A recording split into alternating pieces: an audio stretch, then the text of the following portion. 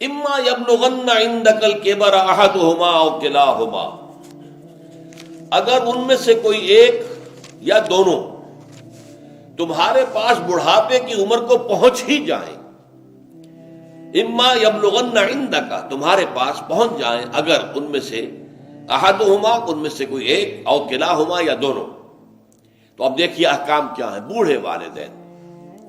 فلا تقل لہما if, number ایک انہیں اف تک مت کہو۔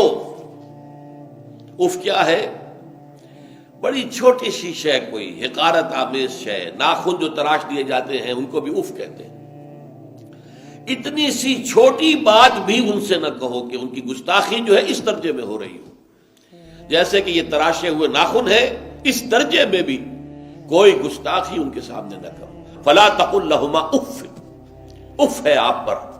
ہمارے ہاں یہ لفظ اف زیادہ استعمال نہیں ہوتا، تف استعمال، تف ہے تم پر، تف ہے آپ پر، نہیں، ہرگز نہیں۔ اف لکما وما تعبدون، حضرت ابراہیم علیہ السلام نے فرمایا تھا، سورہ انبیاء میں ہے موجود یہ اف لکما۔ سورہ احقاف میں جو سرکش اولاد ہوتی ہے ان کے بارے میں کہا گیا وہ اپنے والدین کو اف لکما، آپ پر تف ہو، نہیں، لیکن یہاں جو حکم ہے فلا تقل لہما اف، انہیں اف تک نہ کہو۔ نمبر دو ولا تنہرہما، کبھی انہیں جھڑکنا مت۔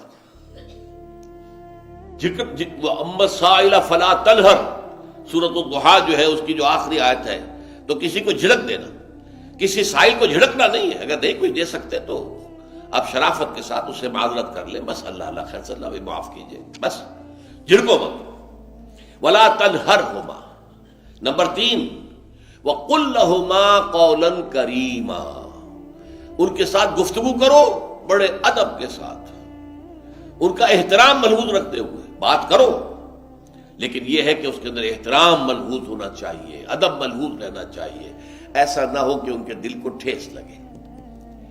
یہی ہے وہ جو بچہ سا تھا ہماری گود میں کھیلتا تھا، اس کی نجاستیں ہم صاف کرتے تھے، اس کو دودھ ہم پلاتے تھے، اس کو چلنا ہم نے انگلی پکڑ پکڑ کر، آج کل تو خیر اور بہت سی چیزیں ایجاد ہو گئی ہیں، واکرز ہیں اور کیا کیا ہے، لیکن پہلے کیا ہوتا تھا، والدین ہی انگلی پکڑ کر چلایا کرتے تھے اور چلانا سکھاتے تھے۔ آج یہ سینہ تان کر بات کر رہا ہے ہم سے، آج یہ اس طریقے سے جو ہے گستاخانہ انداز اس نے ہمارے سامنے اختیار کیا ہے، وہ دل کو ٹھیس لگے گی۔ میں نے اس سے پہلے بھی ایک مرتبہ آپ کو بتایا تھا کہ صرف دو چیزیں ایسی ہیں جن کو محبت اور تعظیم کے انداز میں دیکھنا بھی عبادت ہے، محض دیکھنا اور کچھ نہیں کر رہے آپ۔ ایک خانہ کعبہ، محبت بھرے انداز میں آپ بیٹھے ہوئے، صرف نہ آپ طواف کر رہے ہیں، طواف کریں گے تو اور ثواب ہوگا، آپ بیٹھے ہیں صرف اور دیکھ رہے ہیں، اور اس کے اندر احترام ہے، تعظیم ہے۔ اللہم زد بیتک ھذا تشریفا و تکریما و تعظیما۔ آج کل جو لوگ، اب تو خیر ٹھیک ہے بات سے آگے نکل گئی ہے، مینا میں پہنچ گئے ہوں گے لوگ، کل تو حج ہو جائے گا انشاءاللہ، لیکن جو حاجی بھی یہ دعا مسنون ہے کہ جب بھی وہ مسجد حرام کے اندر داخل ہوتا ہے اور پہلی مرتبہ نگاہ پڑتی ہے خانہ کعبہ پر، تو فوراً اللہم رب ھذہ البیت زد بیتک ھذا تشریفا و تکریما و تعظیما، اے اللہ اپنے اس گھر کو، اس کی عزت، اس کی تکریم، اس کی تعظیم، اس کے اندر اور اضافہ کرتا چلا جائے۔ تو یہ انسان اگر صرف خانہ کعبہ کو بیٹھ کر دیکھتا رہے تب بھی عبادت ہے، ثواب ہے۔ اور اسی طرح بوڑھے والدین کو محبت بھری نگاہ سے دیکھنا، یہ بھی موجب ثواب ہے، کہ دل جو ہے ان کو کہیں کوئی آئینہ قلب جو ہے ان کے احساسات کو ٹھیس نہ پہنچے، اس کا لحاظ رکھنا۔ اما یبلغن عندک الکبر احدہما او کلاہما فلا تقل لہما اف ولا تنہرہما وقل لہما قولا کریما واخفض لہما جناح الذل من الرحمہ، اور ان دونوں کے سامنے اپنے کندھوں کو شفقت کے ساتھ، ادب کے ساتھ جھکا کر رکھو۔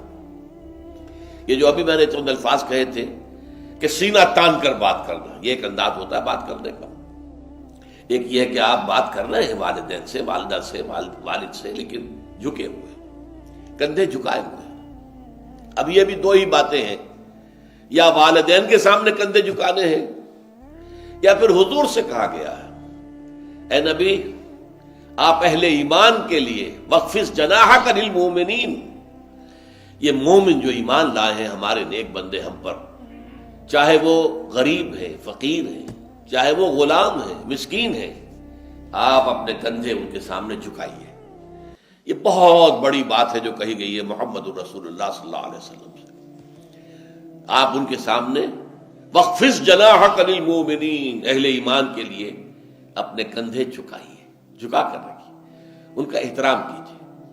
حالانکہ اصل احترام تو حضور کا ہے، وہ تو جب ہم پڑھیں گے سورہ حجرات تو جا کے معلوم ہوگا کہ کس درجے احترام ملحوظ رہنا چاہیے حضور کا صلی اللہ علیہ وسلم۔ لیکن یہاں نوٹ کیجئے وَخْفِضْ لَهُمَا جَنَاحَ الذُّلِّ مِنَ الرَّحْمَةِ، اور اس سب کے بعد بھی وَقُلْ رَبِّ ارْحَمْهُمَا كَمَا رَبَّيَانِي صَغِيرًا، اور یہ دعا کرتے رہا کرو اے رب ہمارے ان دونوں پر، میرے والدین پر رحمت فرما، رحم کر، جیسے کہ انہوں نے مجھے پالا پوسا جبکہ میں چھوٹا سا تھا۔ اب دیکھیے یہاں لفظ کیا آیا، ربیانی، رب، اللہ تعالیٰ رب ہے حقیقی، وہ ہے اصل میں پالن ہار، ساری چیزیں اس کی پیدا کردہ ہے۔ ماں باپ کے دل میں بھی محبت اور شفقت تو اسی نے ڈالی ہے، ماں کی چھاتیوں میں دودھ تو اسی نے بنایا، پیدا کیا ہے، تو اصل رب تو وہ ہے۔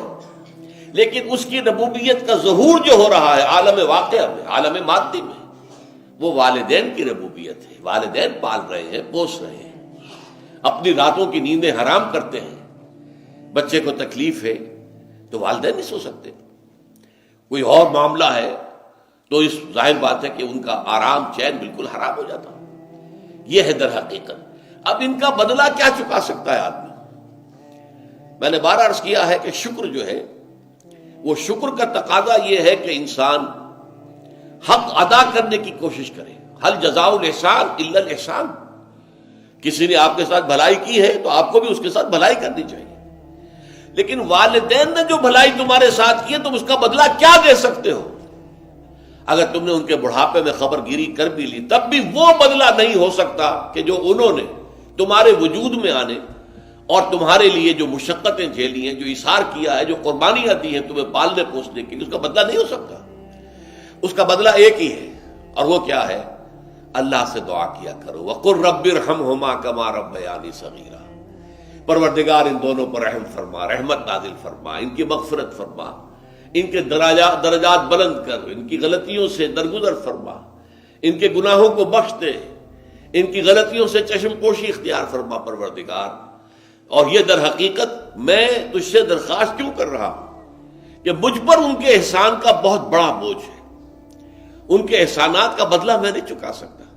وَقُلْ رَبِّ ارْحَمْهُمَا كَمَا رَبَّيَانِي صَغِيرًا، اور کہا کرو اے رب ہمارے، اے رب میرے ان والدین کے اوپر، بوڑھے والدین پر رحم فرما۔